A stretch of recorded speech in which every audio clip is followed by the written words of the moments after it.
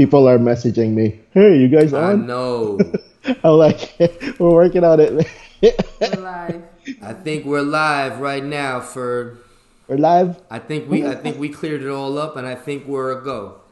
Okay. All right. So if you could see this and everything is thumbs up, let us know. Of course, we had to work some things out, but we're moving forward with people talking Kali round 2 with Guro Ferd. But wait, let's do this the right way. Let's do this the right way. This is Rasa Angola the Far Eye. And I'm Jenna, and welcome to People talking Kali round 2 with Guro Ferd. How you doing, good brother? I'm good, man. How are you? I'm glad to finally be up and get this thing running. I hope people are still tuning in. You haven't lost faith, and you're here part of this conversation with us right now. You know. All right. How you feeling today, good brother? I'm good. How are you guys? How's your Saturday? It's evening, Yeah, right? yeah. Our workload is good. We have a big event coming up in early September. Tuhan Ramella's in town, and so he's going to be in Philly in a few weeks, and so we're just making sure we're doing our end to just have a great event for our students, our guests, and of course people who might want to come in, and so it's been a lot of work on our end. Awesome. Cool. I think we're official, and I think we're running well for. Yeah. So I want to get this. Good. I want to get this interview started. Yeah. You know, You guys look good. for the Look most good. part, There's Jenna, and there's Angola. you see us. We're live, brother. We're good. Yeah, we're good, All man. right, that's good, brother. So I closed the Facebook page on my end just to kind of like save, I don't know, memory, I guess, Okay, and not interrupt. So yeah, I guess you're gonna have to keep track of all the comments. I absolutely will. And this is good. This first few minutes just gives us time to kind of synchronize and get everything in place. Allows people to kind of tune in and just make sure they catch the entire interview. Right. So that being said and done, we're here live with Guro Ferd. If you have any questions or comments, of course, feel free to ask. We want to get started. We want to know a little bit about you, Guro Ferd, and people who may not be familiar with who you are. Just give us a little bit of background. How did you get started in PTK or in martial arts in general? Okay. Well, obviously I started like most people, I guess, right? They're either doing taekwondo or karate. I started in Gojuru karate back when I was 17 years old. Um, I did that for a couple of years until I ran out of money and couldn't do martial arts for a while because I was in school, obviously. And a few years later, I kind of just dabbled in different martial arts. I tried a little bit of Muay Thai. I tried a little bit of Hungar Kung Fu, and then Capoeira for a little bit. This is here. This is in the States. Yeah. Well, capoeira. I got exposure to capoeira when I was living in Chicago because I had a friend that was like super into it, and he needed training partners. So I'm like, hey, I'll try it. What is that? So uh, you know, yeah, I did that for a little while, and then when I started looking for other martial arts to do later on, that's when I started kind of getting more into the Filipino martial arts. Yeah, I met. I don't know if you guys are familiar with him. His name is Nate Defensor. I've heard the Uh, name. yeah, he was my first um, well, I guess instructor in Kali. That's the first time I heard the term Pikiri Tersha Kali because he's a Pikiri Tersha guy, but he does a bunch of other systems as well, like Sirada, Silat, and a few others. Um, but my real first exposure to FMA was in Illustrissimo, and that was back in New Jersey. Yeah, I always fail to mention that because it was so brief, like a couple of months, unfortunately. But yeah, I guess fast forward after I moved to California, still looking for FMA. I got exposure to Inosanto Kali. There's a school down in Palo Alto. So while I was training there, I found a Pikiti Tertia teacher in San Francisco, and eventually just started training that, exclusively. Because because of my work, the nature of my work, there's a lot of long hours. So if I'm gonna do any extracurricular activities like martial arts training or anything, I have to like really pick and choose. Like PTK Sounds like a or lot of different MMA. cities. Yeah, Yeah. Sounds like you were moving around a lot too. yeah. Because of like I said, because of my work, I'm an for people who don't know, I'm an animator. I currently work in the video game industry, so Oh wow. it's kind of a feast or famine type of line of work. You could be working for a long time in one studio and then get laid off, then have to find work somewhere else, Right. or it could be like short term, like a few months to. Um, but yeah, I'm usually having to find work, and it's usually in another city completely. Right now we're trying to stay here in California, so yeah, now we're down here in San Diego for the time being until you know Gotcha. Well, until whenever. the reason I was asking is because was it like, you're exposed to a lot of different martial arts, you're traveling, and then, oh, well, I'm over here and here's a guy teaching Pakiti and I had heard of it before? Or was it kind of like at that point in time you were getting more settled on, you know what, I think I'm moving more towards an FMA aspect and, Yeah, XYZ. well, I was definitely leaning more towards Filipino martial arts. Um, but it's funny because at the time when I started really getting serious in FMA, I was working working for a studio, and I was getting a lot of assignments that involved combat animation. So rather than go on YouTube and look up videos, I'm like, well, I really need to understand the body mechanics of swinging any given weapon. So that's when I kind of every time I did like a search or whatever, I always find something related to Filipino martial arts. So that's when I decided to like really like now at that point really start investing serious time in training in FMA. You know, so yeah, it worked out great for me because I was able to apply what I learned in FMA into animation, and I was able to create movements that are a little bit more, I guess, believable. I mean, we gotta exaggerate it because it's a video game, but like, there I actually had friends who were able to pick out, because I was training in Kidlat already, right? So just like anybody who starts training in any art, they kind of when they try to mimic the art, it's very literal. So when I was animating stuff for games, like a character swinging a sword, I mean, I was like literally doing 45-degree angles, and even the feet placement and how the footwork was moving. Again, because it's so fresh in my head.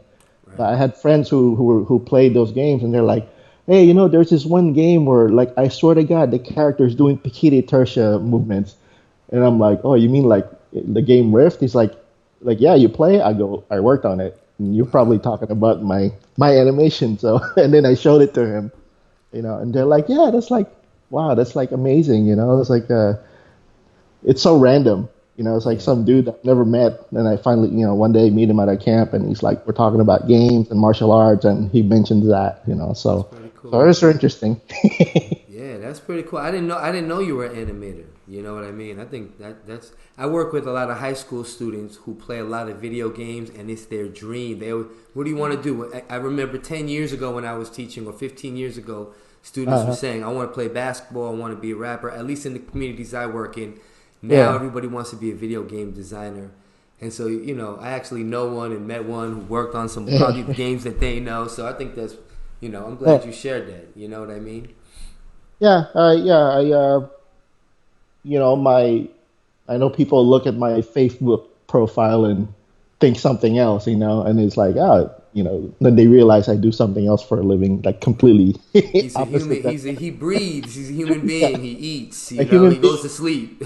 Yeah, I'm a human being who needs to work and Mm. pay bills and stuff. I'm not just guys who like to pose with weapons and Yeah. like Facebook warrior.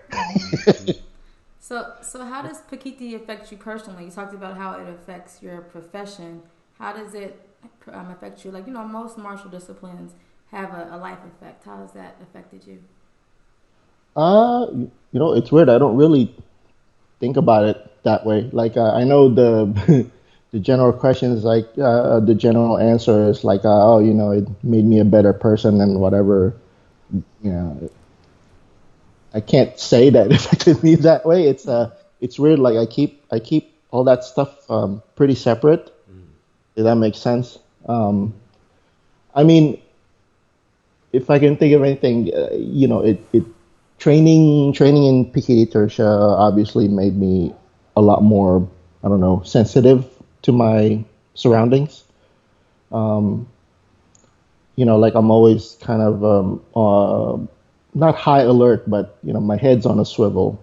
Um, not because I'm expecting to get attacked by a knife wielder any given moment. It's just kind of like I'm a lot more, yeah, I'm just a lot more aware.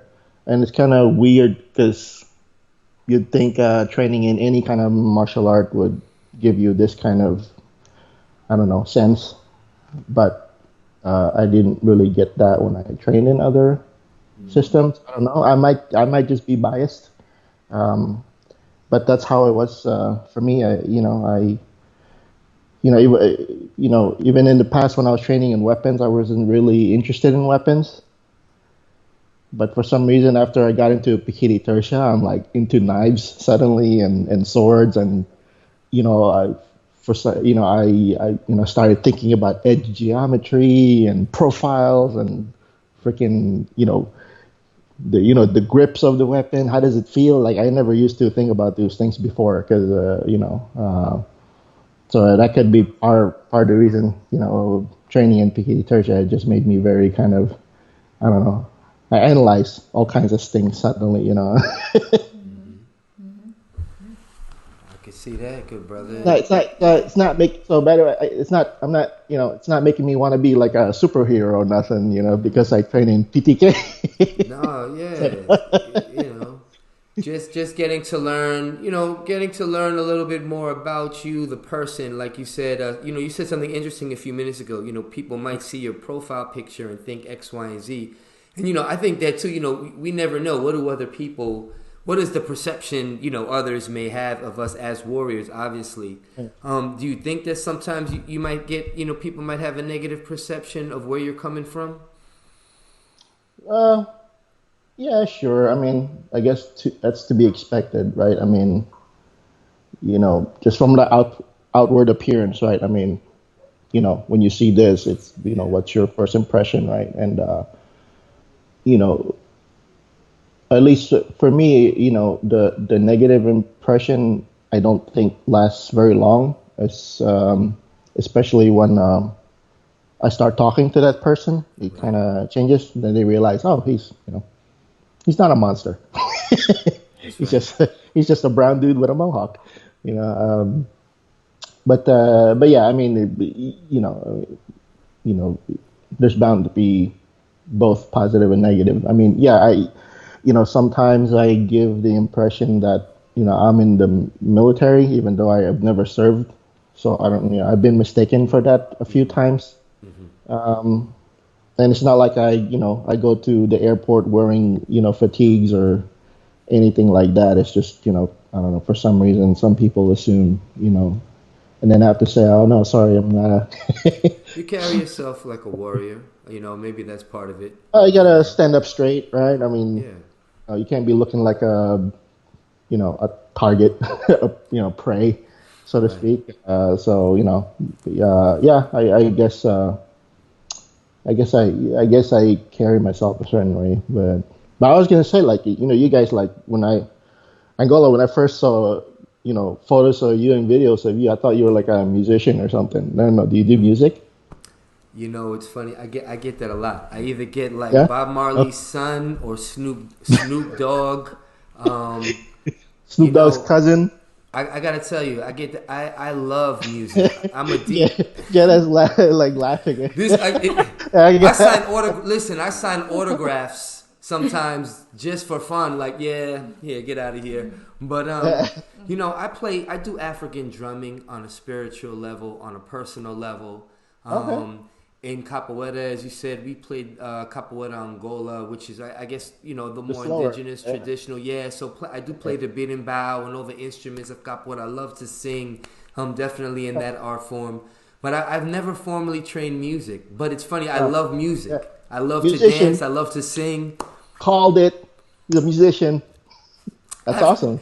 I'm that guy that sings like he thinks he could sing. When I play the instruments, I play like I think I could play.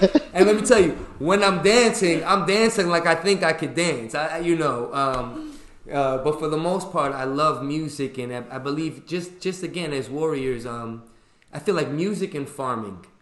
Yeah. Honestly, music, farming, and warriors. There's just this huge connection between the three in terms of timing and appreciation for life, mastering a craft. So I Well, appreciate yeah. music. Well, a lot of people don't realize music is a big part of the warrior culture, right? When people talk about warrior culture, this warrior, whatever, this and that, and they always think about the fighting part and Right.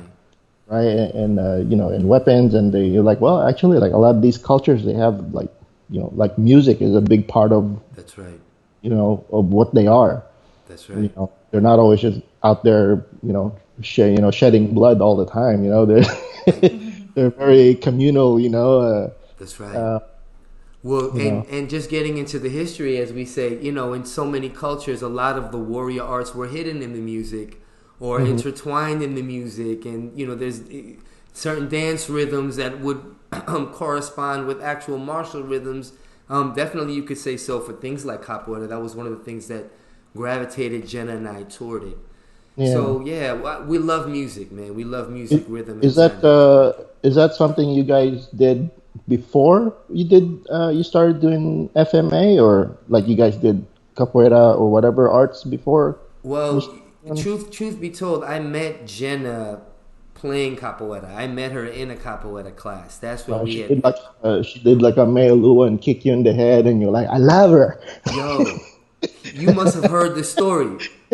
If you know Ferd, people who know me can hear you right now. It's Uh, we played. That's Haitian now. Kick you in the head. We did capoeira Angola. She foot swept uh, me. She oh, foot okay, swept okay. me. Oh, that's Literally fine. took I'm me off thinking. my feet. I was laying on my back. I said, I want to marry this woman. I Okay. got up. I introduced myself. She was like, turned around and wouldn't talk Yeah, to me. Why am I taking time to tell you guys that story? We just celebrated 10 years of marriage the other that's right. day. Yeah, So it's funny you congratulations. bring that up. We're going from a Yeah, foot sweep, so now we have happy family. happy So anniversary, man. at the time that, for me personally, I started capoeira, and shortly afterwards, I met Ahmed Baraka. And so it was Okay. almost like a simultaneous thing for Yeah, me. When yeah, I moved to Philadelphia, there was a period of time where both of us were highly invested in capoeira and trying to master it, understand it. You're learning Portuguese, you're learning music, you're yeah. traveling, very similar.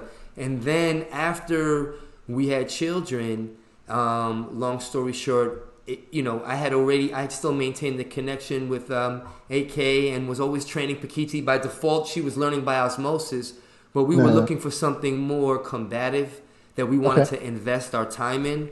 And so Kali just seemed something, very natural for us to progress to. But we still love capoeira, train capoeira, support it. It's very much in our daughters' lives and in our families' lives. And so, Mm, you know, that's cool. yeah. Well, Yeah, let me that's just say real quick, Fred, we got some people tuning in. Alberto Perez, salute to you, good brother. I appreciate the congrats and the greetings. Morgan Garrett, he's been a continuous support for us on this show. He saluted in. He actually said, Ferd and I have experience in the negative impressions. So people do understand what it's like to be misunderstood. And somebody I guess Roy Corpus, he says, what's up, Ferd? Oh, that's And right. Yeah. I gotta share this with Ferd because he doesn't have his chat room up, so we're gonna transmit all your questions and comments to him for him. All Okay. right. So yeah, Roy said, "What's up, good brother?" Yeah. I met him just a couple of weeks ago, actually. That's great. Left a good impression, obviously. Yeah, yeah. You He's the know. one I think when we were talking, was it last night or once before? I said the three people from Vegas Yeah. drove down. He's the he's the guy, and he brought Sweet. two friends. Roy, stay training. Stay training PTK with Guro Ferd, brother. He's gonna lead you to good things. Yeah, You they're know. doing like a little road trip thing, and decided to stop by San Yeah. Diego and yeah, spend a couple hours with me. It was awesome. It was really awesome. You That's know. good, man. That's good. So, Ferd, how did you get to SMF? Uh, well, it's weird because well, it's not really weird.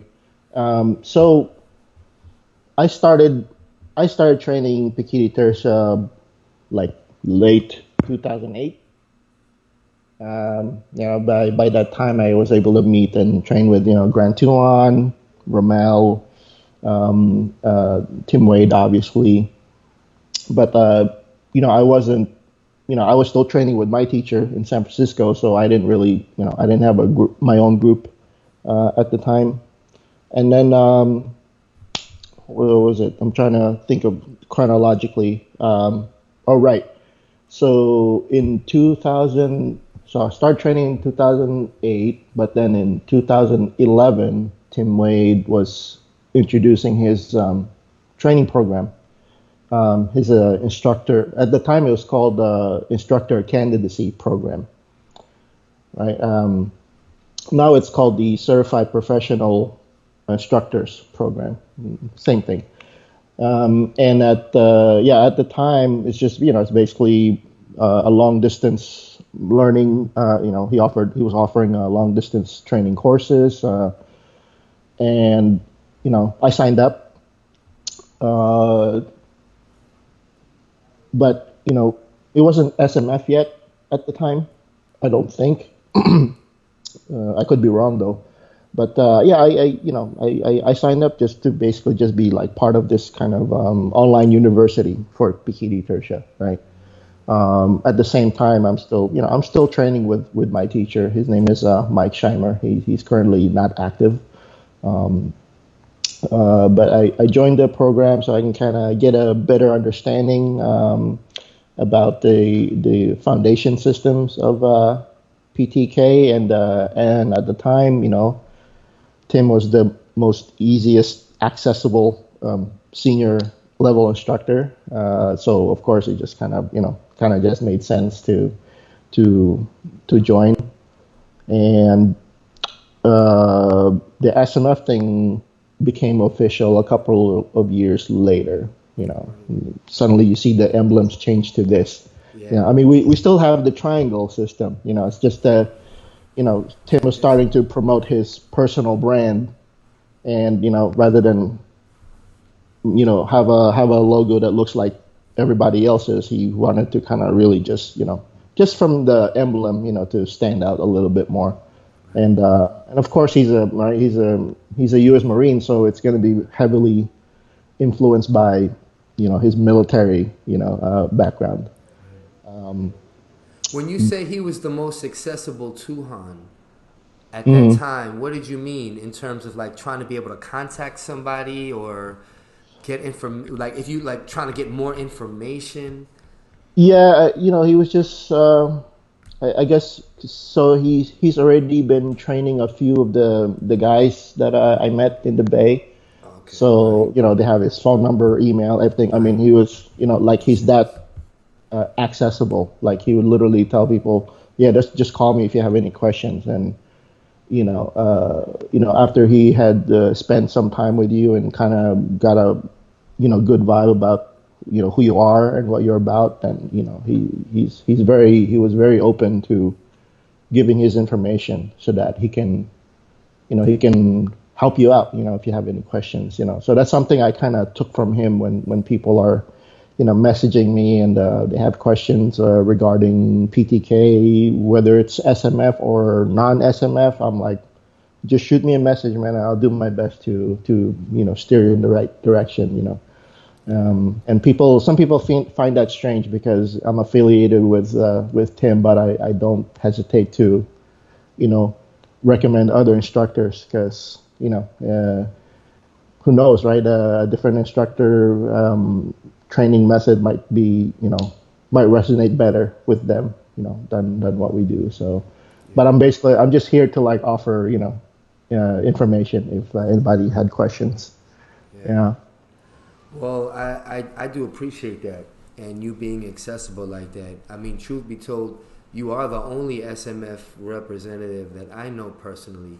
I think a lot of it for me and Jenna has to do at the time that we kind of came in to Pikiti more headstrong, which was like 2013, Mm, 2012. I mean, I had been training beforehand, but like I said, when we were moving into a more leadership position, being more active, doing this full mm, time, 2012 is when I had met the Grand Tuhan, and 2013 is when I had met Tuhan Ramel. Now, mm, now, true story. Before that, I had been here in Philly, and there was an SMF. There is an SMF representative. Let me sue them. no, PTK Philadelphia, Joe Levan. yeah. Went out there, trained with the brother, supported his first workshop. Mm, Simon Burgess came out there one time.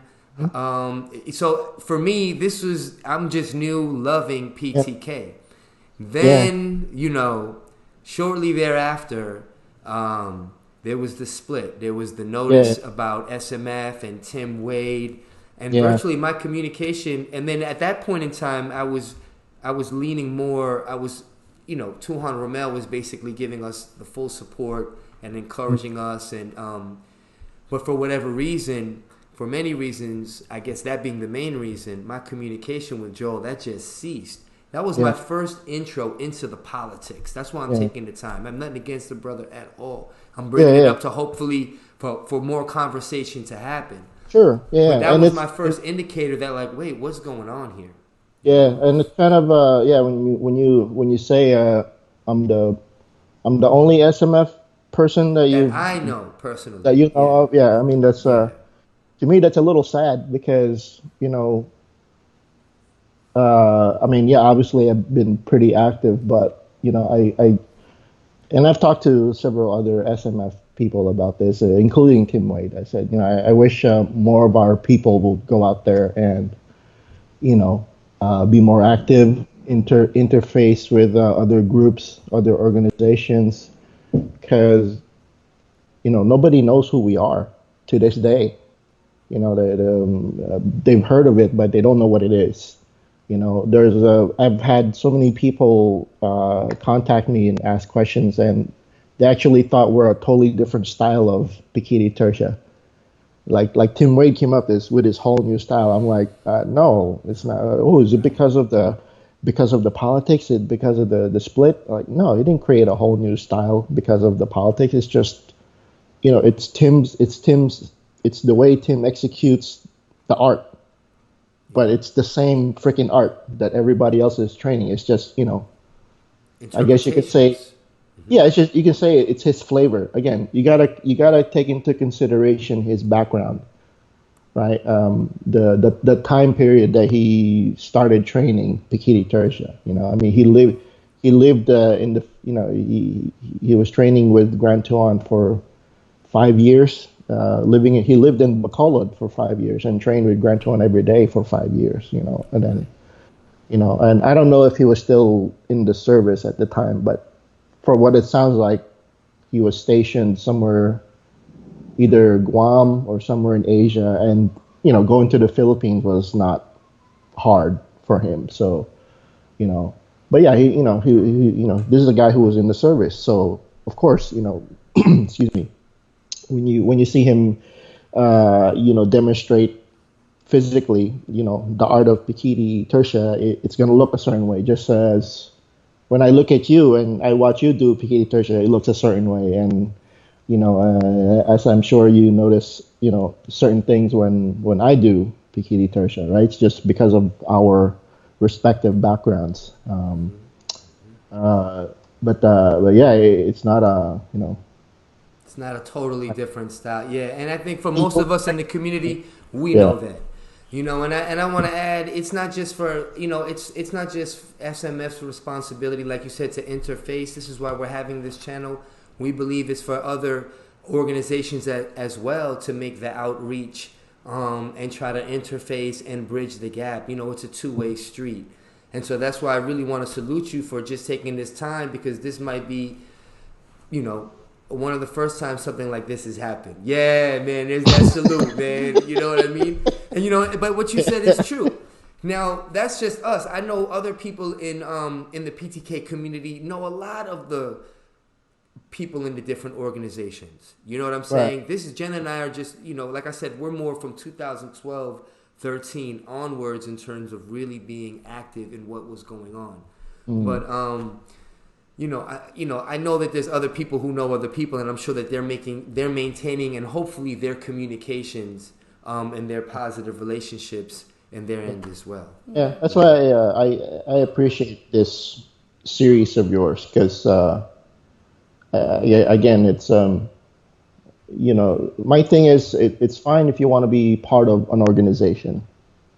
That's great, right? I mean, everybody wants to be part of something, right? But it should be because it's just you want something beneficial to come out of it, and not use it as an excuse to, I don't know, create conflict with anyone else, right? But that's the kind of the unfortunate thing, right? With Pikiri Tersha specifically, I know it happens a lot in a lot of different martial arts as well, because I have a lot of friends and that are martial artists and people who train with me who come from other backgrounds, and they tell me the same things, the politics and the bad blood and all that stuff, and but it seems like to me, from my observation, seems like Pikiri Tersha attracts the dumbest motherfuckers into our art. People that don't know anything, that got the most to say. And instead of just like shutting up, pick a teacher, train, shut the fuck up, train. Okay, don't get involved in the politics. Obviously, some people don't get along. Yeah, it's between those people. You don't got to be part of it. And unfortunately, right? Like as I'm sure some of us got dragged into it. Yeah. And I'm like, I don't want no part of that. It's just it's exhausting. It takes your motivation away from training. I know people who quit PTK completely. Yeah. Because of that. It wasn't even because they want to side with one affiliation or another. They're just kind of like, this is not what I'm doing. This is not what I came here for. They ended up training something else completely. So I don't blame them. Hey, but stuff like this, this is. I hope people wake up, and just put a stop to it all. Brother, you thought provoking right now. You're making me think. I wanted to ask you.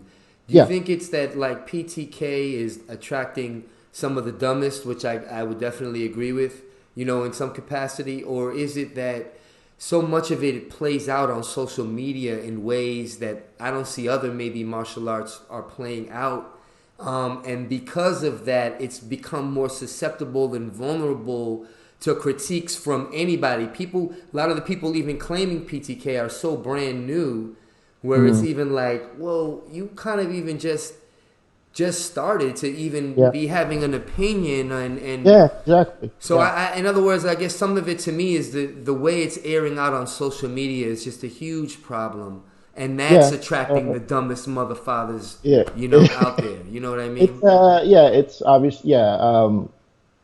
For sure. Social media had a big part in it, right? I mean, you click anywhere, every schmuck is making a video now, right? And it's like, and you look at it like, who the hell is this guy? Like, who do he train with? Why does it look like that? It looks fucking wrong. But it's, hey, it's all right. Hey, I'm just sharing, I'm new at this. I'm like, well, if you're so new at this, don't show videos where you're sucking at it and say, oh, this is PTK. At least that's just me. There is such a thing as oversharing. right? I mean, if you wanna share, if you wanna share a video of you practicing or exercising, that's one thing, right? I might suggest you don't, you know, put out a video suggesting that you're teaching something because you clearly don't know what you're talking about, right? And if you represent any senior instructor, then you're, I mean, it reflects badly on them, right? But not just that, but just your general conduct on social media, right? It tells people what you're about, not just your, whatever video you're showing.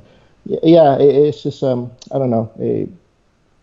I've always, I mean, I sound hypocritical when I talk about that stuff because I have tons of videos, on my page, and it's just me mostly just showing off. I'm not instructing. I'm not, there's a few videos where I did something instructional, but I'm actually kind of too shy to do stuff like that regularly. That's why you mostly see me doing, a sayao or a carenza, just Right. just free flowing. I don't really, I don't try to show off techniques, for the street. It drives me nuts. But yeah, PTK kind of, it attracts you know, um, a lot of people that want to kind of, in my opinion, they're more attracted to the fantasy side of things, right? I mean, speaking like, right, you guys notice like between what 2013 ish around that time. I mean, just about every PTK guy is wearing freaking camouflage pants, right? Black, they got the whole military look going.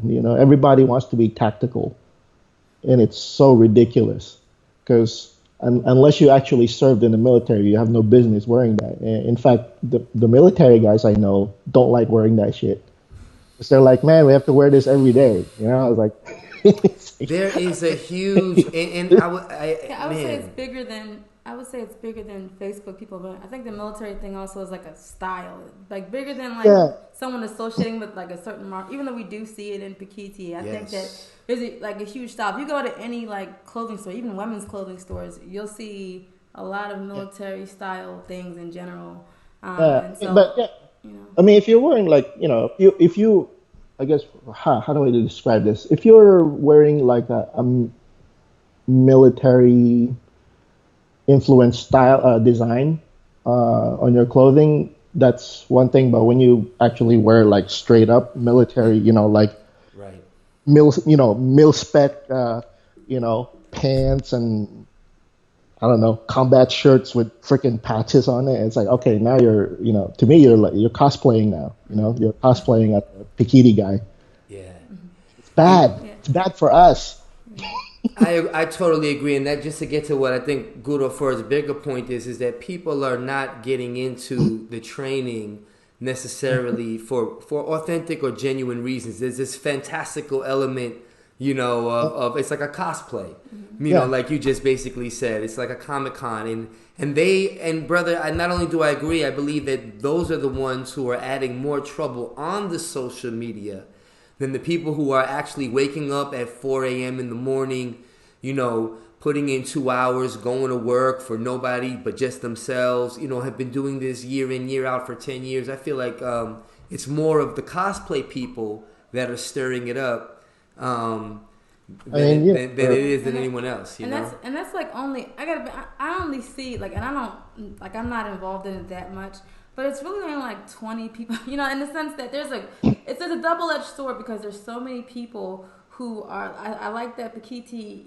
the bridges of Pikiti can be closed, the gaps can be closed through social media, meaning that you can meet someone who's from Russia, and yeah, I have a friend, and I can support their works and be encouraging and have beautiful conversation before you even meet that person. That's the good part to it. But then there's like this really I guess I think it's like kind of tit for tatish or petty or almost yeah, sidetracked conversation and it doesn't. And it's like it's not. There's not a lot. It's not the. It doesn't represent the majority of the PTK community. It represents a couple of people who have strong opinions, and they have reply after reply after reply. To me, that's too time consuming for me as a as an individual, and I don't think that it represents all of PTK, but it's manifesting that way because a lot of the early political decisions that were made were presented on social media. So now everyone's looking at PTK like, oh, what's happening with this person showing this video? We have to now analyze it this way because we take it seriously. And I think because people take it so seriously, we now are overly critical or overly involved in a way where we just support the works and move forward with our daily lives. Yeah, and now you can't, now y'all can't play with each other because, everybody's opinion is correct, right? And so for me, it's like, I try to steer people away from that. I don't know if I'm doing a very good job, but it's like basically it's like, hey, if you're gonna come to me, you train with me because you want to learn Pikiri Tertia, not because you see this emblem and you think it's cool. Right. Like this is incidental. Right. We didn't like I said, SMF wasn't officially a thing when I joined Tim Wade's organization. This is kind of like I showed up to one instructor camp one day and this is what we got. I was like, oh, it's our official logo now, But I was in it to learn. I was in it to learn the system. Yep. Obviously, I gravitated more towards Tim Wade because maybe he's the one who explained things a little better for me. Of course, the politics stuff is already in the air, but I was just trying to ignore that stuff. Right. But I just wanted to really just focus on training. I didn't even want to teach, to be honest. I kind of got pushed into it. I know that feeling. I know that feeling. I was so eager to become gurus and instructors and start everywhere, and I'm like, no, I don't want to. Hey, Ferd, we got some really interesting comments while we were talking that I just want to make sure to take time to honor. You got Greg Canella from PTK-SMF, South Tampa. Salute. Thanks for tuning in, Greg Canella. Morgan made a comment that I want to share to you. Ferd and I both started our friendship on different sides of the PTK politics. Both of us had very strong views and words for each other. It was in the meeting in person that the reality came out and all negative impressions fell away. I now call him Kapatid proudly. And that's, Morgan, that's just beautiful, brother. And you know what, honestly, I think I might have misjudged you based on some things I saw you post a couple of years ago. And as time has gone on, you've just been a huge support for, from what I see, just a unified community in PTK. And of course, you still have your opinion, you know what I mean? But it's great to see you sharing information like that. Brother Duran Howard, I appreciate your beautiful words, and I look forward to communicating with you again, man, when the time is right. Thank you for your support. Troy Lano, he said, so I should get rid of my flight suit for Torado? I guess that's Troy Lanu. When we were talking about tactical, he said, should I get rid of my flight suit? So, and, speaking of really talented instructor, yeah. Troy Lanu right there, see, he's hiding. Man, you got to get out there and start doing shit. I'm all out here by myself. Listen, Troy, I might friend you after this, man. Thank you. Let us know who are some good people to meet, man. That dude is talented. Wow. And you don't see nothing from him. But see, he's one of those, like I said, like SMS have some really talented and knowledgeable instructors, but they're like hiding or something. Like I'm the one who's out here going SMF, waving the flag and shit, and here's the torch, and like, come on, everybody, follow me. Where's everybody at? Hey, listen, I love you for that, and I like that. And I want to tell you, for the SMF brothers, I don't see it as hiding. This is nobody wants to be blasted on social media. You know what I'm saying? Nobody wants to be doxxed because you put a comment. I'm SMF, I can make fun of them.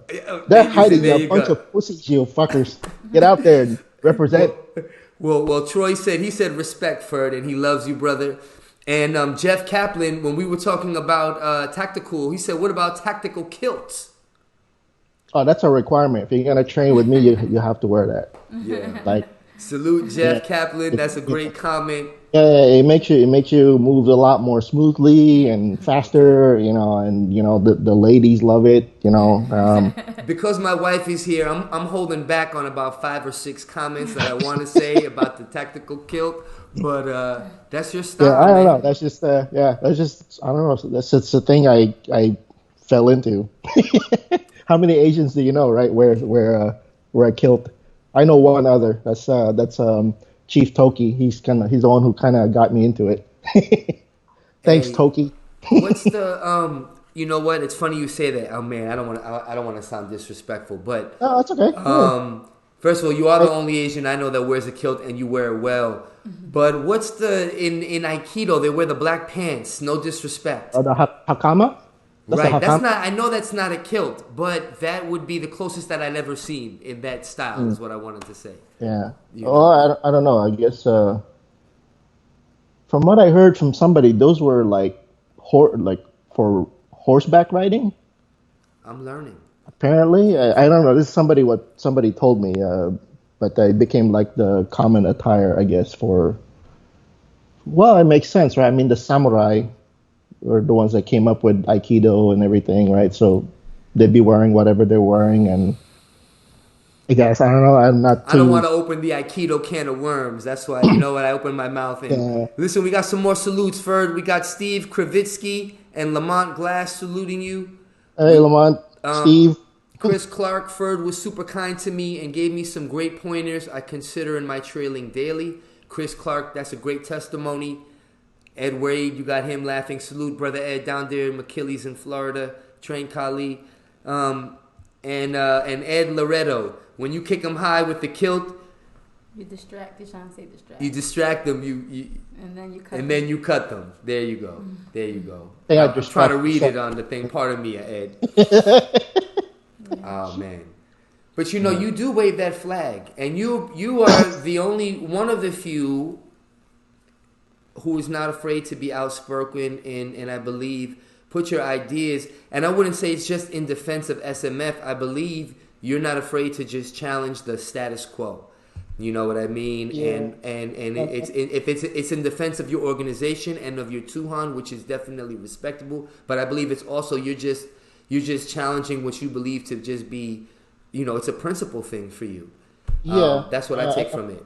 Yeah, and I'm like that with anything really, like even at work, you know. Yeah. I tell people like, yeah, I'm an animator. There's a lot of really cool people you work with, but like, you know, I don't hang out with these people. It's not that I'm antisocial. It's just, I don't believe in the same things that, they believe in. Like a lot of them like to play video games after work, and I'm like, I just spent a whole day creating a video game, right? So I don't want to like, spend another 4 hours playing video games with y'all. you know, Right. I want to go home and do other stuff. And yeah, and same thing. Again, it's I'm part of my organization for specific reasons. Education. I didn't join it because I want to show. I don't know. I'm part of Tim Wade's army or whatever. That was not the intention. And yeah, like we were talking about before. That's kind of right. That kind of you kind of bear the stigma of that, right? If you represent an organization that has a negative connotation attached to it, then by association, right, you're equally guilty for the most part, right? And you kind of have to work hard to debunk that. Right? So that's why I choose to kind of be like, if I'm going to be critical, I'm critical of, I'm critical on both ends of the spectrum. I'm not like favoring SMF because I'm SMF. It's like, yeah, you just heard me now, right? It's like, hey man, we need more SMF representing out there, and these guys are good. Like a lot of them are better than me. They've been training longer than I have, but Yeah. they won't come out. They won't, for whatever the reason is, and I think SMF people need to interact more with the larger FMA community, because that's how we were, and it's really interesting, when I first started doing that like a few years ago, I was getting a lot of bad feedback. Interestingly enough, you know, rumors were going around, that I'm trying to start, I don't know, I'm trying to instigate animosity between, SMF and other FMAs, and it's like, well, no, I mean, somebody wanted to do a sparring gathering at our location, and it's my location, so I invited people. I mean, wasn't my idea, you know, stuff like that. And if I'm reaching out to another, so, oh, what do you want to work out with them, or what do you want to train with them for? I'm like, well, why wouldn't I? Like, what I mean? It's like, Right. they show me what they're doing. I get to show a little bit of what we do, and there's a exchange hopefully that happens, and that's how I got invited to a lot of FMA events. Yeah. I mean, the people didn't care that I was SMF or Pikiri Tersha. They mainly cared that I'm somebody who's you know good to work with, on a personal level, right? And then all that other stuff kind of comes after.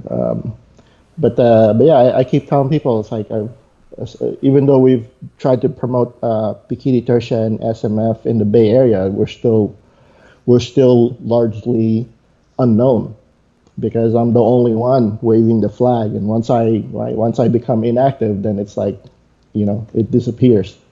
You know, so I think people need to get up and do more, right? I mean, if you're not outgoing like that, then I mean, Right.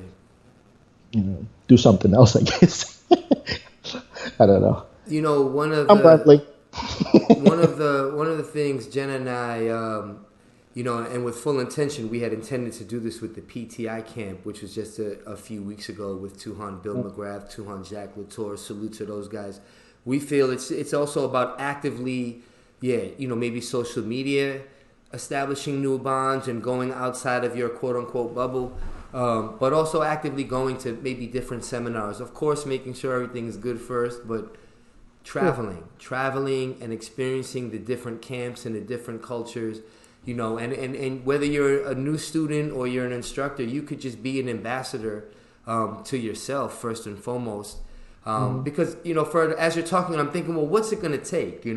What are the steps in your opinion that could help kind of bridge the gap? And one of the things we're saying is, hey, it's going to take some traveling. It's going to take some people going out of their comfort zones, Keeping, humbling in another person's camp. keeping the communication channels open. That Yeah. sounds like a Star Trek line. Keep the Yo, communication line open. Yeah. listen, I'm going to find that clip. That's a beautiful gift right there. Right. But you know what I mean? It's like because I've gotten similar questions from other people. Like, oh, how do you bridge, how do you get the different camps to work together better, or blah blah blah? And I'm like, shit, I don't know, man. I'm not a diplomat. I'll just, Right. when I connect with people, it's on a personal level. It's not because, hey, are you a Right. PTKW or whatever, World Right. Federation? Hey, man, nice. Hey, are you aperture That's right. focused? Oh man, I'm a big That's fan. right. Like, That's fuck right. all that. It's That's like, right. None of us are doing that. That's right. Not the real yeah, yeah. ones. I don't, Right. yeah, I don't do that. Oh, you're Tim Wade's student. Hey, what's up, man? Yeah, and yeah, I don't. Yeah, I just don't do that. If to me, if you're a cool person, then I mean, we can talk. Because yeah, I don't necessarily have an agenda. So Mhm. that's why it's difficult for me to answer when they say, oh, what can we do Right. to fix or join or whatever, and I'm like, Right. Well, I'm an anime. right. Well, from my humble perspective, I think that the way to bridge the gap is not necessarily. I mean, it is a part of like having certain bonds with people who are already active. That is important, but I think the most important thing to do that people can do as instructors now is to make sure that the politics don't affect your students. Yeah, Because who doesn't care about the reply after the reply after the reply post, and who's a part of what yeah, camp is it's a exhausting. first day student who's off the street, who wants to learn how to protect themselves and who wants to, start a new path. And so I think that as long as the politics are kept out of beginner students, and then it's an open door policy. So for example, we have students, and even though we want to help them on their journey, we don't limit them to say, well, you're a part of this very important tight knit and you have to be 100% loyal in this way on the first day. We don't move in that way.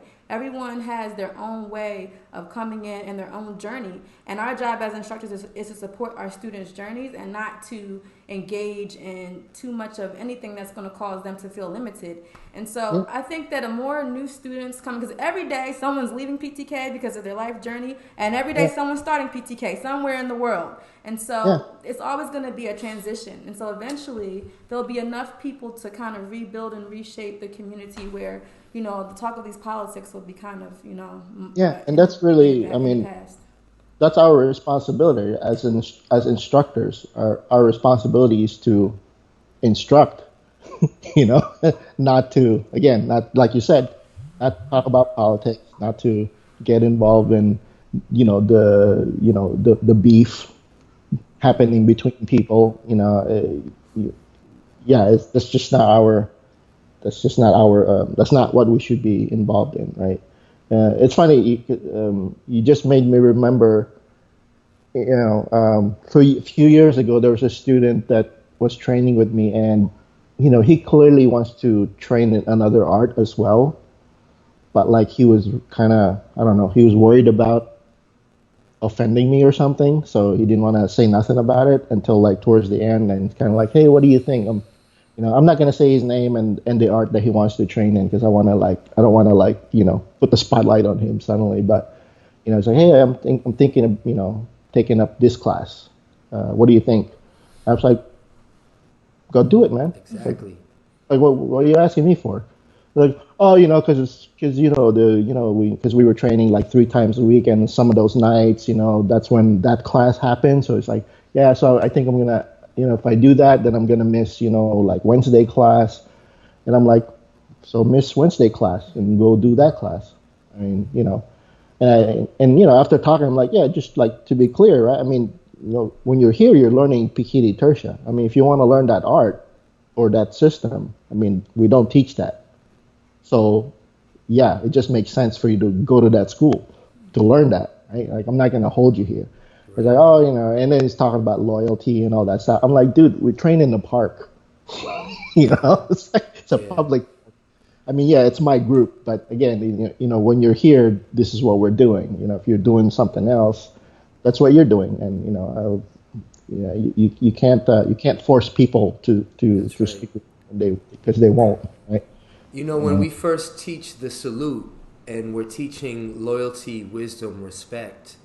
I make sure to clarify you're loyal to your true authentic self first. That doesn't mean you're signing up, you're signing up for the monthly class and I'm saying, here, loyalty, wisdom, respect, you have to be loyal.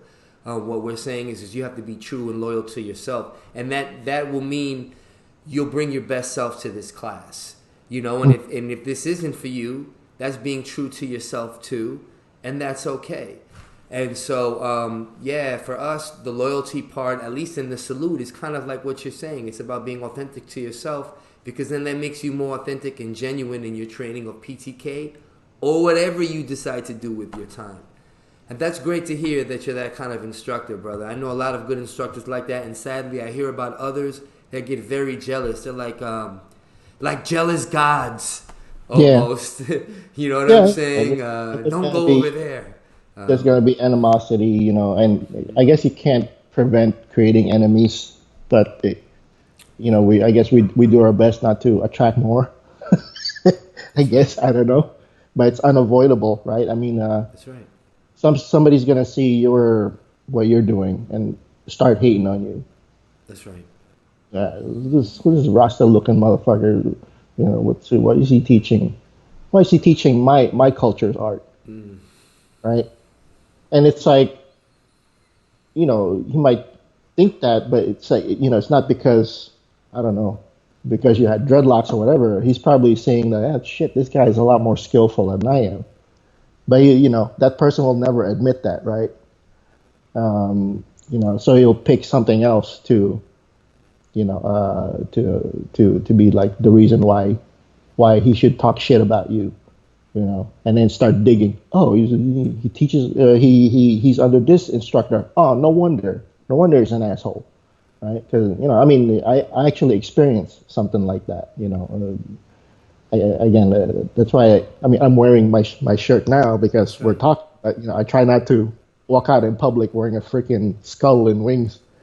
Because it just it's you're not supposed to broadcast stuff like yeah, it's you, but also like the negative impression that somebody already had because of whatever that emblem represents, right? And it's not just martial arts. You see this in U.S. politics now, right? You see what happens to people who are wearing the "Make America Great Again" hats, or other people that represent, whatever philosophy, and they're wearing some kind of, accessory or clothing that represent that, and they're like, hey, like you're racist or you're this, you're that, because I don't believe in that.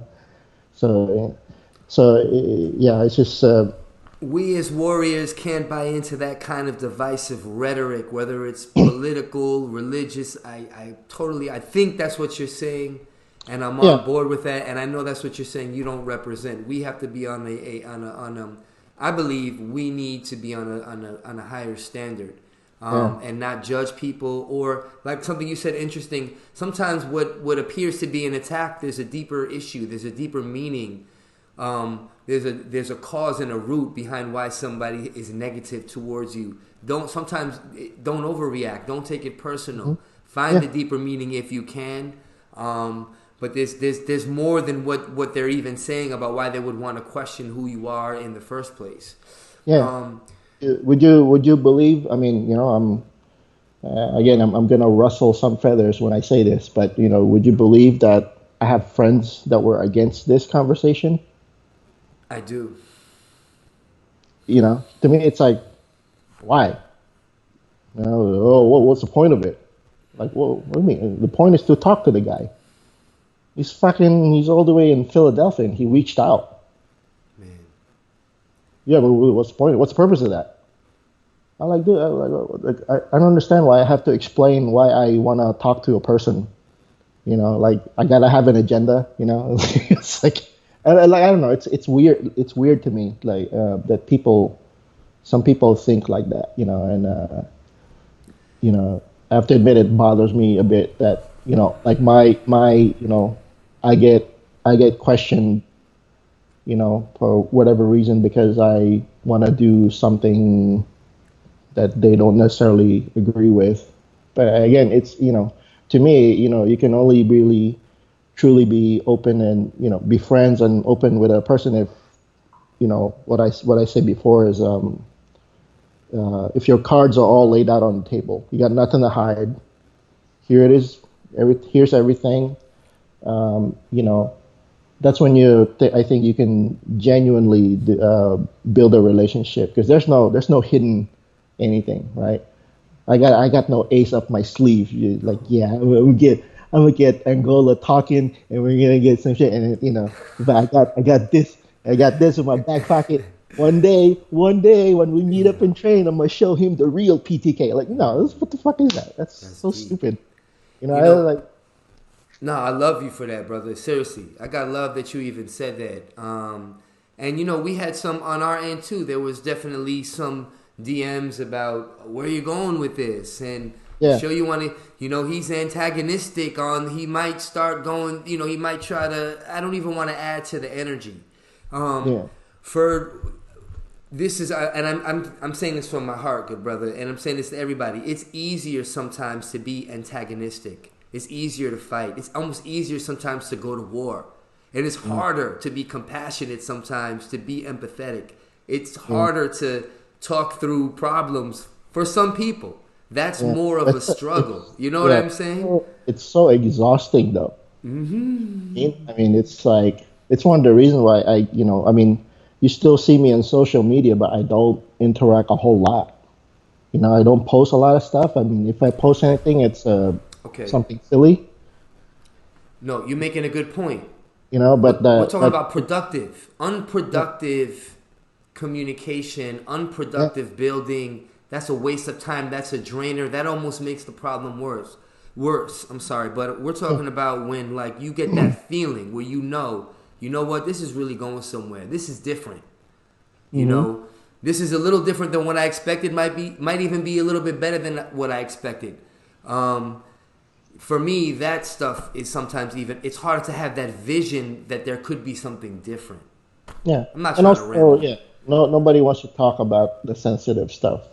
Okay, I mean, I have no reservations about that. It's like, okay, you want to talk about that stuff, we can talk about that stuff, but get ready. I'm gonna zap you. yeah, Don't give me shit later for zapping you because you don't like what you hear.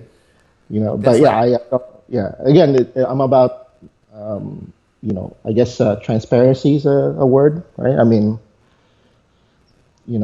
I'll do my best to be honest with you, but I expect the same, right? But as long as we keep things objective and not start name calling each other, right? Then we can, because you and I can have disagreements. that's I right. mean, that's to be expected. I mean, that's normal. You can't be genuinely friends with somebody if you're gonna be like, oh, I don't want to piss them off. I don't want our friendship to You're not get gonna be wrecked. married for 10 years.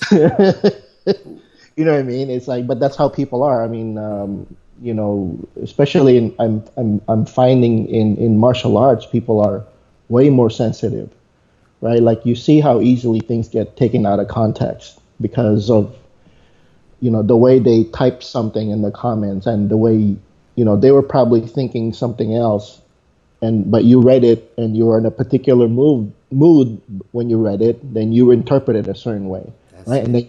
then you reply. You start you start typing on caps, right? And start slinging mud at the other person, and then the other person gets defensive, and now he has to come back. When like we were talking about this the other day, right? I prefer like this kind of interaction where Right. I'm talking. I can see you even if we had no video and we're like talking on the phone. Like I prefer that conversation over typing long fucking paragraphs on a chat window because it's like I have to scroll to, and I'm like I can't read all that shit. What the hell? And then I'll type, "What are y'all talking about?" It's like a So it's like a PhD dissertation almost, and you got yeah, to yeah, dissect it you got to keep it. Yeah, if you're gonna do it by text, keep it brief. But you yeah, want to talk about something a little bit more involved, and I don't know, give the person a call. I don't know. I'm old school. that's I right, prefer straight talking up. to the person, and, And and and see. you know what? That even goes for problems. Old school. Sometimes you gotta call somebody up. Hey man, is there a problem? Did I offend you or something? As opposed to all this back and forth online. And what is this? You Yeah, know. yeah. It's funny because yeah, you mentioned that because here's an example. I have a friend who he's in the military. He's an SMF guy. This is a few years ago, and we communicated with each other pretty regularly, I'd say. And then one day there was like, I guess you call it a radio silence, and for some reason he thought I was pissed at him or something because I guess he sent me some messages and I never got it or didn't reply. Um, when in fact it was just a simple matter of the what do you call it, cellular signal. It was really really bad, and I wasn't getting messages, and of course I was like busy with work as he was busy with work, so I wasn't. And I'm not the type to like to just reach out to somebody just to kind of like, hey man, what's up? Like, I have a little bit more to say than I'll reach out. But if it's just like to kind of like, I don't know, say it is what it's like. Some people like to send the wave thing on Facebook. It's like, oh, so and so waved at you, and I'm like, Yeah, me too. I know. I don't know what hey, that. No wave back. disrespect. If you've waved at me, you notice I never waved back. But thank you. Thumbs They up. send, they send you like a emoticon, and you're like, why is he sending me a smiley face? It's like, Right. So yeah, unless there's a genuine conversation, even a short one to be had, I don't really go out. But yeah, I mean, we patch it up obviously, but Right. it's just like it we needed to hear each other's voices. Like I needed to hear his voice and he needed to hear mine, because then if there was really anything um, negative brewing, then he would have detected it, or we would detected it, right? Especially with me, like I'm not a very good liar. I'm very easy to read, you know. But after we talked, it's like, okay, well, I'm glad things are cool, man. I thought you were just like, don't want to talk to me no more for some weird ass reason because of some disagreement. And I'm like, oh, I wasn't even aware we had a disagreement about something. But yeah, it's just kind of, if we were just texting, that conversation would have gone probably a different direction, right? Like, you know, some things would have been said that wasn't necessary. All you had to do was call the person. You know, It's like that. I feel like it's like that in PTK right now. We got so many keyboard warriors that would just want to type shit, yeah. either because they want to show support for their teacher, and for some reason they feel empowered to talk shit about another teacher. And it's like, dude, I mean, if you needed proof that face-to-face contact is a lot more fruitful, I mean, just read back Morgan's statement about our meeting, right? I mean, that's how Beautiful we met. testimony. Yep. Yeah, that's how Morgan and I got acquainted. There's some bickering going on, and we both got involved when we shouldn't. And then one day I went to sign up for his short blades tournament, Yeah. and then after that things, the dynamic changed. We had dinner that night. We were like talking, we were shooting the shit, we were like laughing, and it's like, fuck, man. I wish I wish we had gotten to know each other like this the first time. The first time. That's right. Brother, before we get to we got some really beautiful comments that have popped up.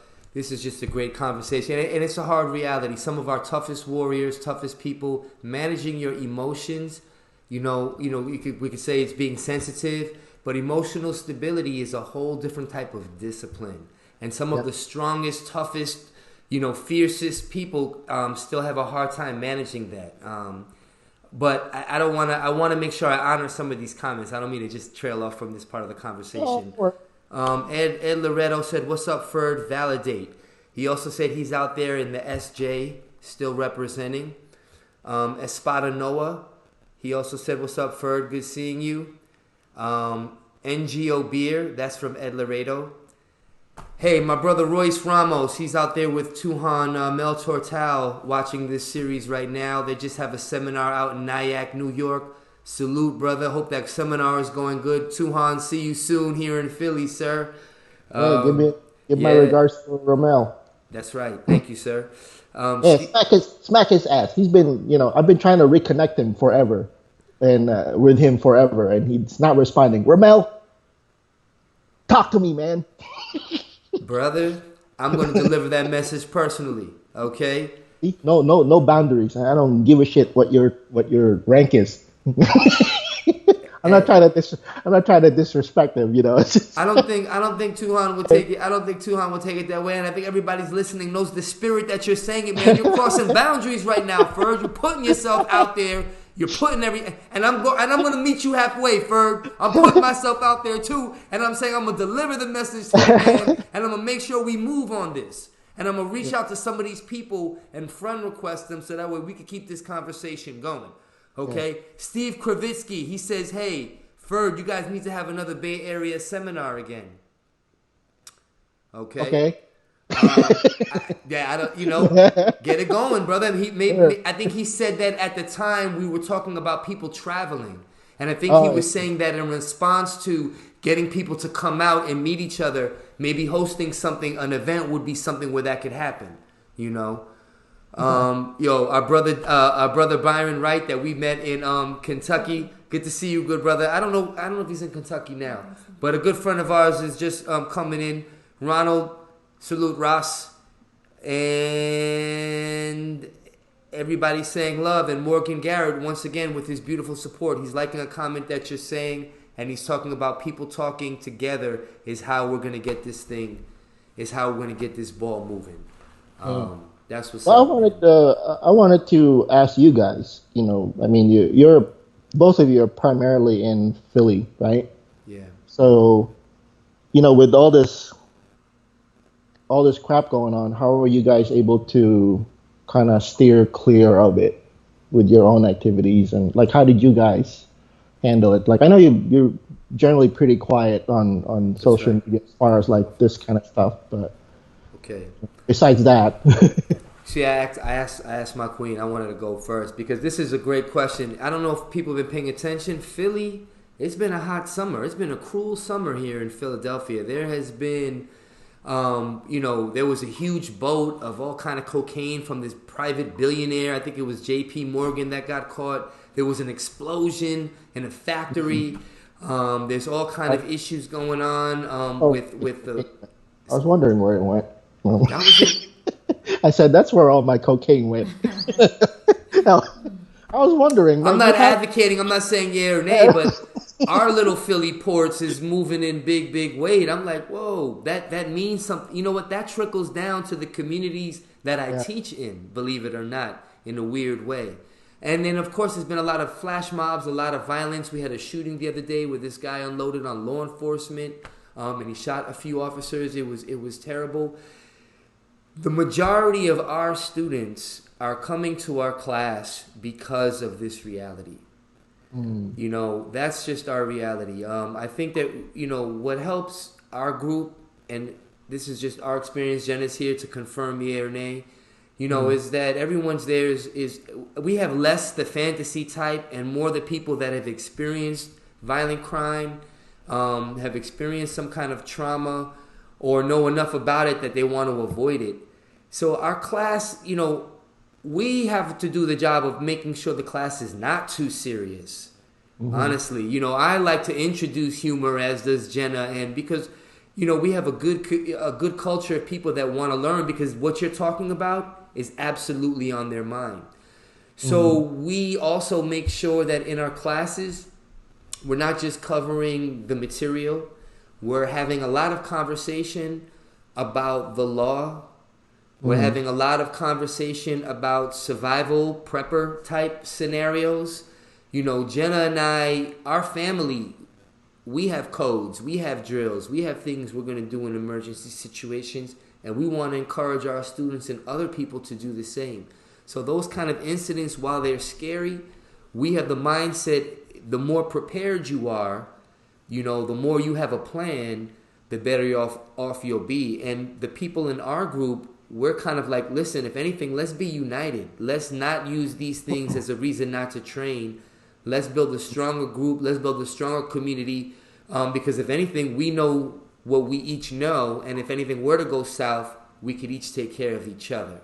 So that's for the most part. We're trying to take those lemons and make some lemonade out of it and work it into what's going on in PTK, what we're doing in our class. I don't know if you want to add something Well, to yeah, that. I mean, just like you said earlier, that at the time that you kind of were moving into PTK, you were, because you felt the most support from Tuhan Tim Wade, that's kind of where you gravitated to. I think everyone kind of did a similar thing where it's like, at the time that Guro Ngol is coming into PTK, the level of support that he gets and now we all get as instructors and students, it came from Tuhan Ramel, and I think that that is something that anyone is going to kind of gravitate towards. It's almost like choosing a doctor when you choose who your direct instructor is. And yeah. so, but it doesn't mean that that we feel like we have to be over involved in anything. I think that we feel like there's never been a Tuhan who said don't practice footwork and foundations. There's never been a Tuhan who says, take the principles and try to develop things on your own and develop your own understanding. And there's never been a Tuhan that says train, train, train, train hard. And so because of that, I think that everyone can kind of take those basic foundational tools for learning any system, but in particular PTK, and just focus on the train, like you said, shut up and train. And so for us, we're definitely about that, just trying to train and trying to polish our skills. And, and I think that everyone wants to, we see the beautiful polished technique and maturity of a Tuhan and what that really looks like, in particular the original 13. And I think that everyone knows that comes from repetition. So we don't have time to really get too involved. And our direct teacher is also like train. And so because everyone and I think everyone gets that message. So, I think it's important to just stay focused on that. In our group, we in particular have a great mixture of females and males. I think that's what we both kind of bring to our teaching, and we have that comfort and openness that we can have an array of beautiful personalities. And our job is to just maintain that the culture that's already been there. Like you said earlier, you felt camaraderie and there's great people, great instructors. That's across the board. And I think because everyone is going to bring that integrity, that, it doesn't, things can only affect you if you allow it, Yeah. Well, Ferd is also saying, how does the violence, what's going on here in Philly, how are we kind of navigating that? Okay. Yeah. Yeah. I'm going to hold her accountable too, Ferd. She didn't answer your question. Oh no, I got situational awareness. It was kind of a broad question, right? I mean, and I'm just gonna. I don't want to go too deep into it, Ferd, if you don't mind. But I spoke. I had a student that was a victim of gun violence this summer. Yeah. I mean, I'm on the ground working in the trenches. You know what I mean? And so, say that again. How is he doing? He's doing well. He's doing well. I mean, there's going to be there's lifelong injuries, but he's alive. He's well. He's maintaining. There's so much to say about that. I mean, there's so much. These things, they don't just end. There's ripple effects. Sure. And so for us, our relationship with violence and what we see in our day to day, and we work with law enforcement, as you know. So we're in the community. We're in law enforcement. I think for us, we just try to be a bridge where we want good people to train to protect themselves, but to also lead by example. A lot of times in the city, and it's not just Philly, if something happens, everybody's whooping out their camera. But, it's hard to see a true leadership or a true responder giving good advice or trying to... And I know it's hard because you don't want to get involved and things go worse. But for the most part, we need more upstanding citizens to play their part in trying to make the world a better place. And so we just try to infuse that in our training here. Hope that helped answers your question. No, that's good. I mean, it's not like you said, it's like if you really wanted to get into detail, I mean, we'll be like here forever, right? Just talking about that one instance. I just brought it up just to kind of like, because I'm feeling like I'm the only one talking, so I kind of like, I want to get you guys involved in the conversation. No, we appreciate it. I have a women's It's all class. about me. We're only talking about me. All right, like this is my, like no, this is how I interact with people. That. But I mean, we were talking about the politics stuffs, and like I don't know, what else do you guys want to talk about? I mean, we can maybe you guys want to touch on some training stuff, some training related stuff. Did anybody ask questions related to like? So let me run through some of the comments. And man, we're hitting almost an hour and a half. We might have some more conversations. This is good. Listen, Renee Cocolo, he says you guys, and I hope I didn't pronounce your name wrong. He says you guys need to come out to BTCOOC. What's that? Meet the rest of the tribe and have some, I guess, fun together. I know who that is, and I just can't recognize it. BTT what? BTCOOC. Somebody, I know one of the three of us know who that is, and we're forgetting right now. And if it's me, I sincerely apologize. Okay. They're like, hey man, we're down the street from you. I know, it's my buddy, right? The guy I see every day. We buy coffee together. Remember, you know what I mean? You cut in front of me at the Starbucks. And I talked about BTC. Yeah. Listen, I see that here a lot. Okay, Morgan, he had a comment about the gathering of the Tuhans. That Tuhan Jesse put together. Right. Commend you, Tuhan Jesse. That looked like a great event, and I want to commend everybody that was out there. I saw some faces I hadn't seen in a while, so that looked beautiful. Morgan, you did say that there were some folks that did not come out, and you were disappointed. I would have been too, that they refused to participate. I do want to just say before we say anybody refused to participate, Morgan, I don't know what happened, why people couldn't make it out there, but I do want to say I do know who did make it out there, and I commend those who did make it out there. Salute, because we still got to, still love the Grand Tuhan. At least that's where I'm coming from, and salute the old man. I mean, and so, yeah, and that's one of those statements that are rather inaccurate, like to suggest that somebody refused to show up. That's the kind of thing that starts shit, right? Because you're taking information and you're infusing your own thoughts and biases, and then that's how you deliver it. So I can tell you that okay, so the reason maybe why some Tuhans did not make it is A, they were not invited directly. B, it did not directly come from Grand Tuhan. It came from another person, right? I mean, look, again, I already stated this on, because I commented on Jesse's thing. Grand Tuhan, and I hope the old man is gonna not fucking use his anting and curse me or whatever from a long distance, but he's the architect of all this animosity. Okay, so I'm putting it out there now, and you guys have this on record. He promoted all this. Okay, this bad blood between instructors. I mean, yeah, even if the instructors are already kind of having a disagreement, he promoted that, right?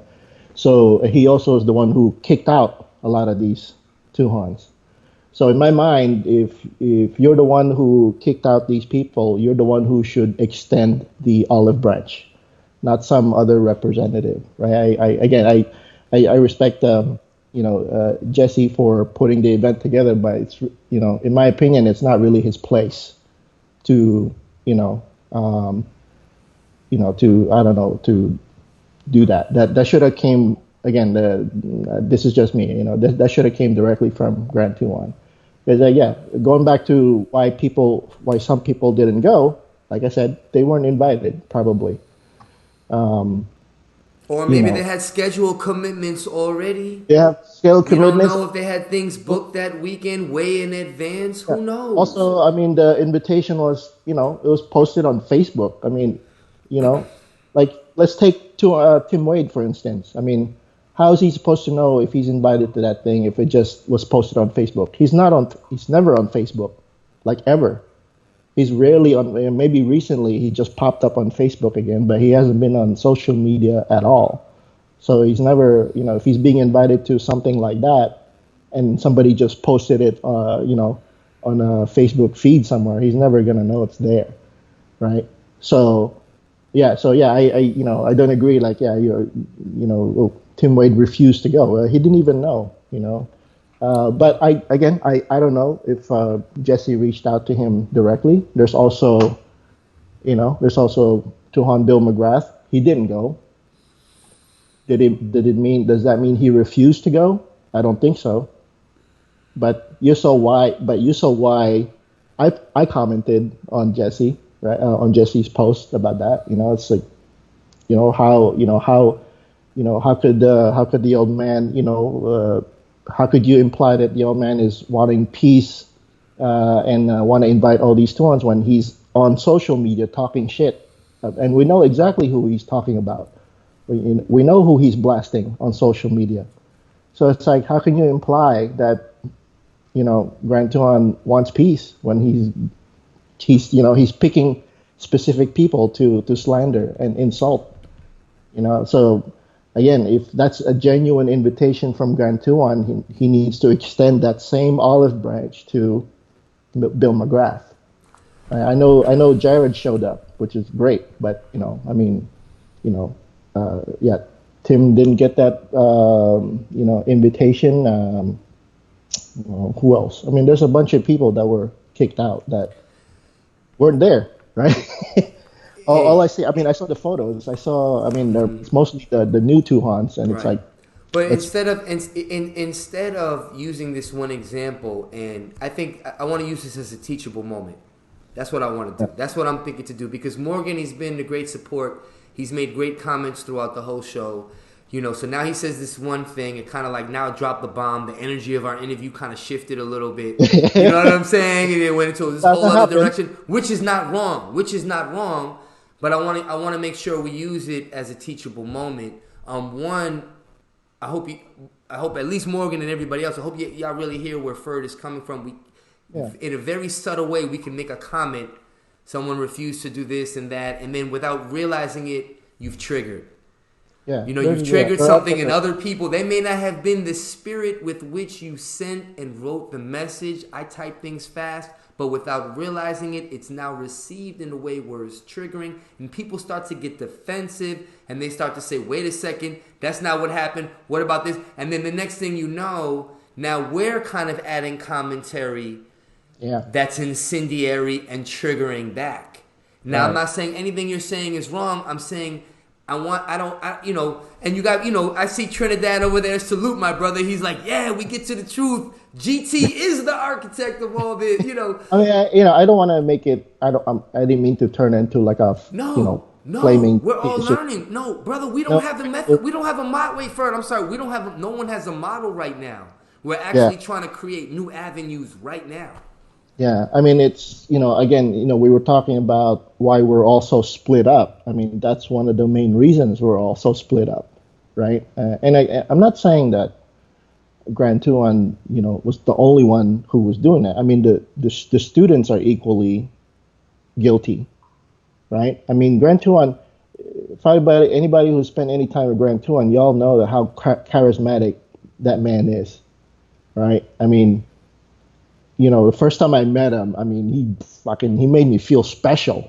Oh, you're a Filipino, you're a natural leader, you're da-da-da. And I'm like, yes, I am, and that's so very me. Charismatic, yeah.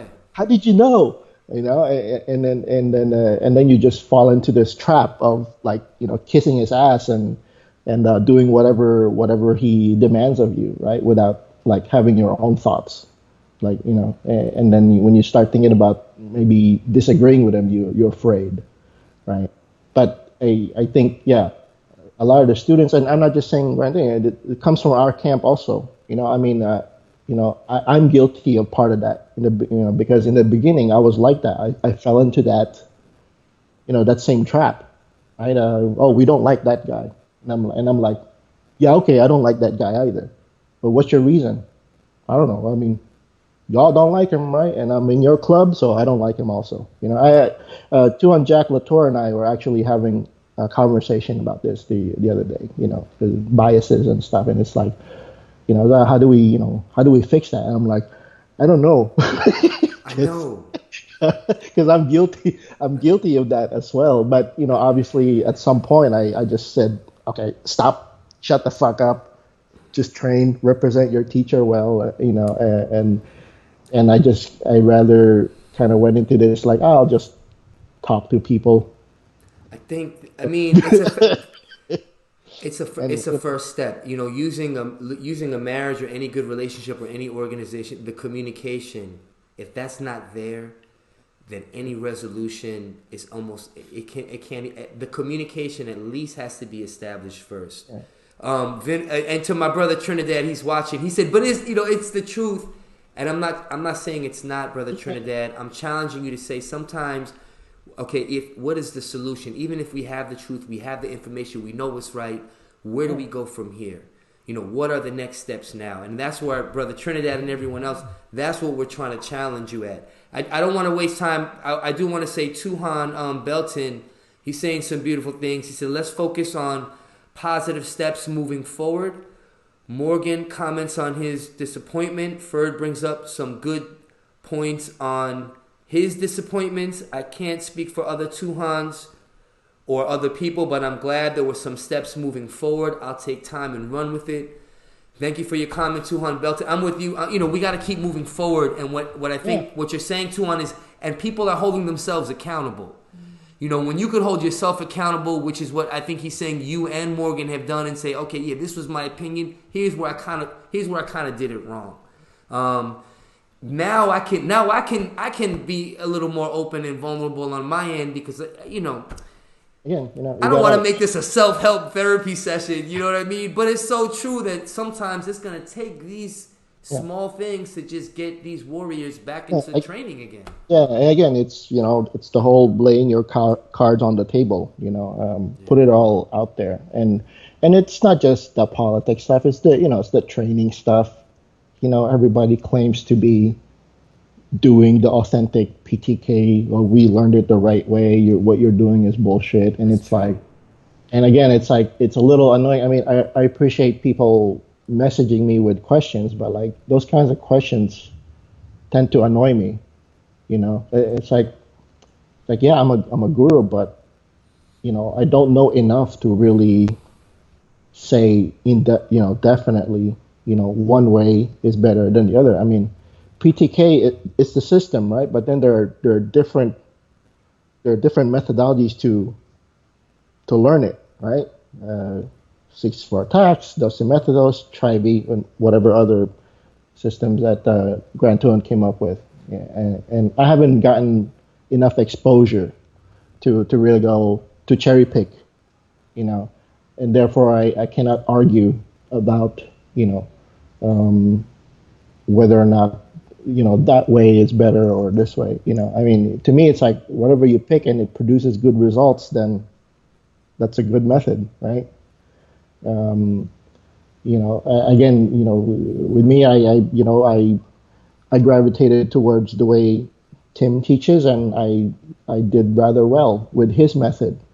I probably wouldn't do as well with another teacher's method. That's not to say I wouldn't train with that teacher though, because I don't care. I'll learn from whoever who's willing to work with me, right? But stuff happens, and that kind of made it a little difficult. So, but I'm hoping stuff like this will kind of Yeah. open the door or window a little bit more, so I can actually come out and play with the other kids, so to speak. But again, it's a time will tell, right? You just kind of let it happen organically and not force it. I think it's happening, man. Yeah. I think it's happening. And while we were talking, our brother Morgan, he commented, I didn't, no harm, no foul, Morgan. I don't think you meant it that way, honestly. No, And no, no, and, yeah. and that's why I'm glad we used it as a teachable moment. Tuhan Belton said some great stuff. Tuhan, you're making some great comments right now. Ferd, when you get a chance, make sure you scroll through all these comments. There's just a No, lot of support for what you're doing and for this conversation. And we really appreciate your commentary, your feedback, guys. We're all having this conversation right now. yeah, exactly. And it's again, people said something and they feel like they said something bad, like you don't need to apologize for it. Does that make sense? I mean, it is what it is. It's really it's the other person's responsibility to choose not to get offended by it. Now, if there's going to be like uh, you know, some information that might contradict what you said, then that needs to come out, right? Then you can move forward, right? You can't hide stuff. And again, this is just me. I don't know. The more I understand your position, the more likely I can collaborate with you, and then you can understand me. But yeah, I mean, that's why you're doing this, right? You want to rebuild these broken bridges across different affiliations of PTK. That's why I think the title is clever. People talking Kali just happen to fit. Because again, Well, I've tried it. you know, Yeah, yeah. yeah. One love.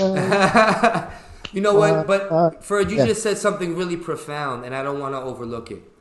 No, And it's in response to what with this thing that we're using this moment. You don't want people to clam up and be overly politically correct and be afraid to express themselves, be afraid yeah, to make mistakes. We got to be able to say things. We'll never know where the boundaries are if we don't say what we got to say. So we got to be free, and we can't just be offended by it. So I do appreciate you for yeah, saying that. It's how we receive it and learn from it and teach from it, yeah. Don't be afraid to rock the boat. Gotta rock the boat Gotta rock sometimes. the boat. Can't be smooth sailing all the time. Come on, that shit's boring. But yeah, I because a few years ago, I attempted to do something like this, not a live stream podcast, because again, different time, right? I did it by trying to organize gatherings and stuff, and nobody shows up except my own guys. So it kind of wasn't very obviously not successful, that approach, But I kind of went back. I kind of went back and just did it a little bit more kind of behind the scenes, I guess. I wasn't like trying to be openly like, hey, let's get together and hug. It's like it's more like, and there are people that had reached out to me like you have, as Guro Rich had. I mean, Guro Rich is, he's also somebody I haven't really communicated with for a long time, and then one day, just like you did, kind of like reach out like, hey man, I hope everything is cool with you and blah blah blah, and then we could like, we started talking again. So it's like, to me, it gave me optimism for this. Yeah. Kind of rebuilding that bridge and connecting with people, and hopefully one day, meet and train together again, because, this art, PTK is such a vast system. Everybody just has pieces of it. And I don't really care if anybody says, "Oh, I have the whole system." No, you don't. Nobody does. Grant Tuhan does. Right. And no one else does. I mean, it's a thing. Like, you might know one aspect of the system really, really well. Right. That's one aspect of the system. There's other aspects, right? So again, I don't care what your rank is or who you train with. If if you're claiming, you possess it all, or you try to imply that Grant Tuhan somehow picked you to receive all his knowledge. I'm like, yeah, we'll see about that. That's real. And again, it's I know I come off a little brash but a little too direct. But that's the thing. I kind of keep quiet until I hear all the information, and then depending on how I interpret it, then I go. Right. I come from that upbringing in that family where if people had an argument, they'd say, "Okay, go get the gloves," and after we put the gloves on, we're hugging. We got it off our chest. We're back to being family again, and it's all good. And I miss that. You know what I'm saying? I actually just think that we all have to be more like children. And by that, I mean, I'm a preschool teacher by trade outside of training. And like you said, you hadn't spoken to Agalon Rich in a while, and then you just mysteriously, started to come together out of the blue, which is great. But, what I see is that adults, we are so caught up in someone else's actions or words that we forget that we need each other in order to build each other up. Like with children, I'll teach in the preschool, and the children will like come and tell on the other, and be so upset to tears, and then I'll make the other person apologize, and I'll restore it, and then 5 minutes later, literally 5 minutes later, they're friends, they're playing, and they're back to the normal. I think that we take it as adults, we take things so personally, and we allow it to affect our being and our daily functioning. And I think that that's a way that we can kind of reach back to our childhood and understand how to always just keep moving forward and always look for the good in people as opposed to the not so good. I think that there's too many barriers that we have that don't even exist. So that's right. For sure. And kids don't hold a grudge. Really, it's amazing. It's eye opening, But it's like after a while, it just gets exhausting, right? I mean, you don't want to. I don't know. There are people that seems to fuel them, that negative energy, and in me, it's like it just tires me out, and I tend to retreat back when there's too much going on. I start to scale back, and I get told by people like, well, that's when you need to step even further forward. And it's like, well, who feels it knows it. Whatever that's how we feel. What I'm doing is different than what you're doing. Yeah. Everybody wants to rush in this direction. I'm like, yeah, I'm gonna go this way. They have bubble tea over here. I'm gonna go this way. So yeah, that's how I look at, like training. It's, if it gets a little too much, we're so awesome, we're so much better than everybody else. I start to tune out, and at this point, it's probably not a surprise anymore, even for my SMF brothers, that I tend to kind of skirt the edge. I mean, yeah, I'm part of your club, but it's, I'm not necessarily going to drink the same juice. I'm not going to drink the same Kool-Aid as you are. I'll take a sip, but it's, again, because even though I am part of, I chose to be part of an organization, I'm still my own person. I still have my own thoughts, and again, I came in it to learn, to be educated, and it's really, yeah. Again, that's why I say I wish, I wish there are more SMF guys that come out and do what we're doing, because there's a few that share my views as well, but they're afraid, I think, to come on out and get involved a little bit more. Yeah, I don't know. I guess I don't have such reservations. If I think it's for the greater good, then I'll go do it. Step by step, man.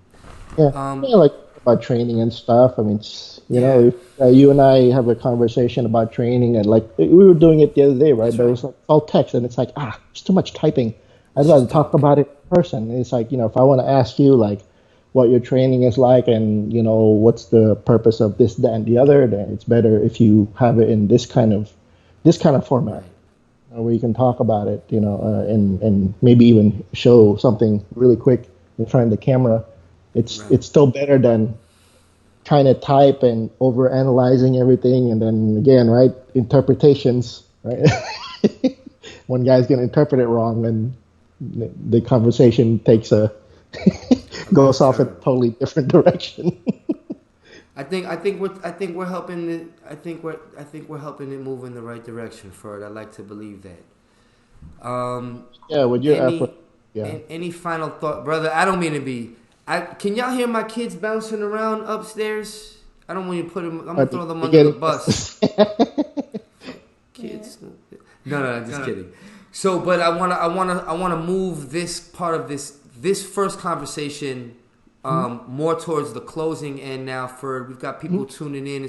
This has been our longest People Talking Kali, and I'm proud of that, because we had a lot of good issues that we've been breaking down. But I don't want to have the last word.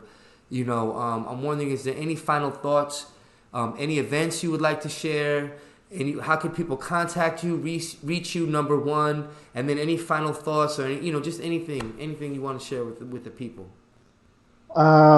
Okay, so if you want to reach me, you can find me on Facebook, PTK-SMF Kidlat.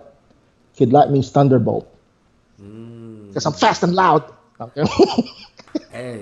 I'm not very clever with coming up with names. No, that's good, because I'm going to share this on YouTube, and I want to put your info there too. So sure. Yeah, but yeah, there's also my Gmail. I can give that to you. It's ferd.torado@gmail.com, except that the E is a number 3 on Ferd. Yeah. I make things very difficult. As far as the last words, I don't know. I don't really have anything clever to add. I'm not very loquacious. It might be Belton right now. Mohawk for life. Mohawk for life, bro. Salute. I'm really good at rambling, but I'm not very good at saying something very poignant, and people will go, yeah, that's, I'm like, I just talk, man. It's like, I just, whatever is currently in my head, that's what comes out. So if you ask me, like, what are your thoughts about this, that, and that, I'm like, I don't know. I haven't thought about it. I haven't thought that far. Ask me later, But I don't know. I don't know. I guess the last thing I can say is,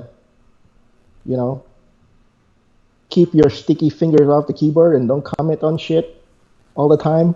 You see something going on Facebook, stay off it. Okay, especially this stuff, the PTK related stuff, like.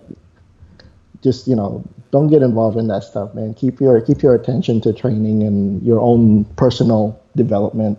You see any beef between two people, stay out of it. Unless if you're not directly involved in it, stay out of it, man. And it's also not necessary to comment every fucking time. You see somebody post something, you gotta comment something. It's like people need to stop that shit, man. I see it in the high school I work at all the time. I see gang violence. It's crazy. So thank you for that, Ferd. Please let me. What was that? I wish I had something more wise to say. No, I think that's good, man. Don't hide. No. What's the word? Don't be too modest. That's very wise right there. We have more responsible social media etiquette. Thank you very much for hiring us again. Yeah. No. You're funny, man. Belton, let me know of any events and things that you do because we're gonna support you as well. And I hope to have this conversation, again live, off the screen. Yeah. It's just been great getting to know you. I'm almost glad it didn't work out last week because we got to know each other a little bit more. And now we had even a better conversation than we might have had last week. So everything is for a reason, man. So thank you again for your support. Yeah, if your next, I don't know, your next batch, if you have anybody cancel out, let me know. I will. I'll fill that spot with you, or just I'll be the Bill Burr of your show. Bill Burr, the comedian. I know. I love that guy, by the way. That'd be great. And you know what? Let us know how this Facebook platform worked out. You know what? This was different from YouTube. We may stay with this. We gotta make some decisions for the next round. We may stay with this platform. But thank you, Brother Ferd, man, for taking your time. Yeah, man. Sorry, I kind of rambled a lot and took your. Oh no, you're fine. Longer than scheduled. No, you're completely fine. We want to say thank you to all the people who had took out time to tune in. Everyone who tuned in, a lot of people have families, commitments, even seminars that they're doing at this moment. Just want to thank everyone for, viewing and supporting, and we appreciate and hope to see everyone soon. This closes our episode of People Talking Kali. Loyalty, wisdom, respect. Life, health, and success. Salute. Thanks.